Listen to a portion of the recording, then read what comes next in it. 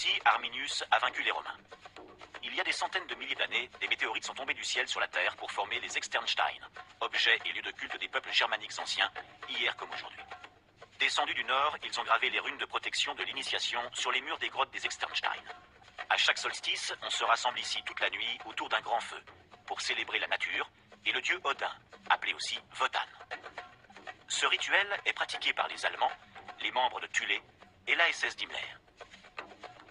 Et il est encore observé bien que le Christ ait fait plier l'Irminsul, arbre de vie païen.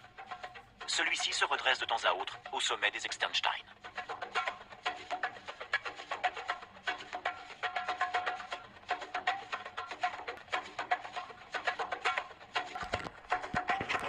On retrouve ce même Irminsul, le symbole de l'arbre de vie, est commun aux Celtes et aux Saxons du monde entier, jusqu'aux conquêtes chrétiennes de Charlemagne. Dans cette église, située à 10 km des Externstein, les sculptures et bas-reliefs sont visiblement ornés des symboles caractéristiques au paganisme pré-chrétien. Repris et adaptés, ces signes sont également utilisés par l'ASS Totenkopf, à tête de mort.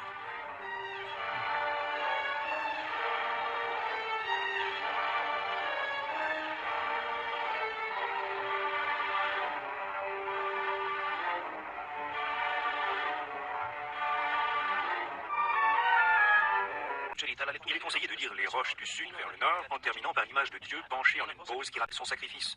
Ce témoignage tend à prouver qu'on acquiert la capacité d'agir à travers la conscience de soi et du domaine des lois naturelles. Le Fils de Dieu symbolise, selon moi, les événements du monde sur lesquels la lumière se fait au fur et à mesure du passage des saisons. La rune du Dieu crucifié a été découverte par Wirth. On peut penser qu'elle est l'image du solstice d'hiver à travers lequel s'écoule le cours de la vie jusqu'à la résurrection. Elle est parfois appelée la rune de la résurrection, la vie qui renaît par cycle. L'une des traditions germaniques les plus singulières est celle que l'on retrouve dans la légende ancienne des héros endormis, des dirigeants de toutes époques, des héros des Nibelungen à Charles V, Théodore le Grand, Charlemagne, Widukind, Frédéric Barberousse. Ils ne sont pas complètement séparés des vivants, ils dorment. Widukind à Siegburg en Westphalie, Charlemagne dans les souterrains du vieux château de Nuremberg, Barberousse sur le massif de Kyffhäuser, sous le porphyre et le granit de la Thuringe, où la terre s'ouvre parfois quand des musiciens venus d'Erfurt entonnent les sérénades de minuit. Ainsi, près de Detmold et des Externstein, la tradition germanique se perpétue. Mais il y a aussi une fonction initiatique. Face à l'empereur endormi, il y a l'initié, l'adepte qui se lève et réveille l'énergie assoupie qu'il a en lui. Tout ceci est souvent perçu à tort comme une initiation maçonnique qui reprend les mythes égyptiens, mésopotamiens et allemands qui survivent à peine. Dans les Externstein, on pratique la méditation runique et 4 fois par an, le rite du changement de saison, le solstice, autour d'un grand feu. 4 parties des Externstein se démarquent. Il y a d'abord l'autel, avec le trou dans lequel le soleil naît puis se couche au solstice. Puis le bas-relief du Christ, qui fait plier l'Irminsul du pied. Ensuite, la grotte où est inscrite la rune de la Renaissance. Et enfin, la fausse tombe, destinée à la cérémonie initiatique de mort et de renaissance.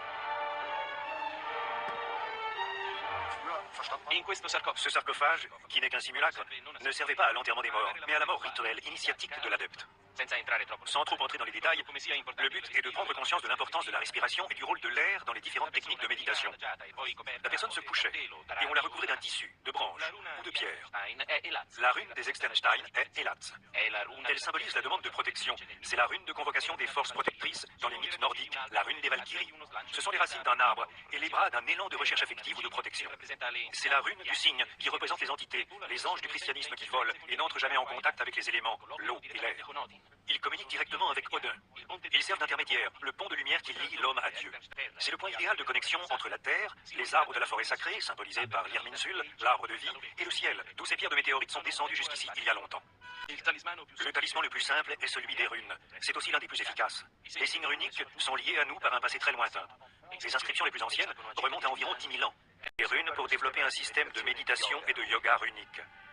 Les runes correspondent aux chakras, les roues, les centres occultes de l'énergie qui sont à l'intérieur de notre corps, parallèles aux organes physiques.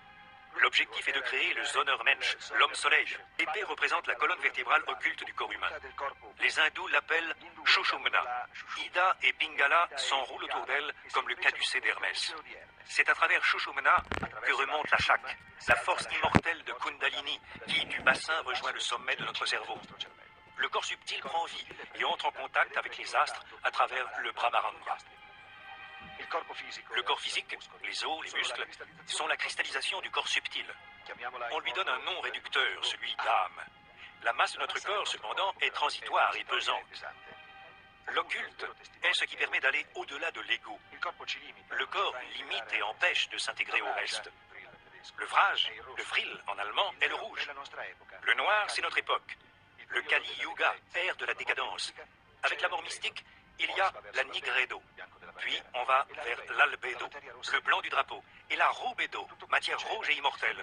Tout ceci figure dans le christianisme original ésotérique qui ressemble à celui de son référent ancestral, le wotanisme. Les gravures sur la roche des Externstein montrent la croix du nouveau et faux christianisme qui fait plier Irminsul, symbole de Wotan, et instaure vers 1200 le christianisme papal qui anéantit les Templiers de France, d'Allemagne et d'Italie. Le Christ, le vrai, revient le troisième jour. La tombe est vide. Quand il marche vers Emmaüs, personne ne le reconnaît parce que son corps est ressuscité, mais transformé. Il n'est plus le même. Il parle à sa manière tout en disant « Ne me touche pas. Non limitangere ».